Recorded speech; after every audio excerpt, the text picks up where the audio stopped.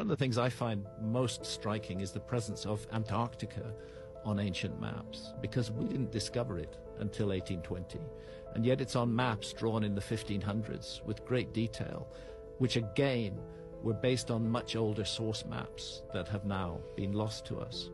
The astonishing thing is the so-called Pinkerton World Map, drawn I think in 1813 or 1818, based on the latest exploration data at that time. And where Antarctica is, it just shows a hole where Antarctica is. Because it was an honest map. Nobody had found it by then. But if you go back to, for example, the Wolsey-Wooler World Map drawn in 1530 or thereabouts, you find Antarctica is present. The Orontius Phineas map. That map shows Antarctica exactly where it should be. And it shows it, there we go, right-hand side.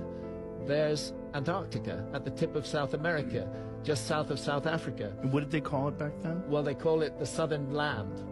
And it's larger than it is today, but it was larger than it is today during the Ice Age. Antarctica was a much bigger. Now, what the is it doing on a map drawn in the 1500s, which we know was based on older source maps when nobody knew it existed in the 1500s?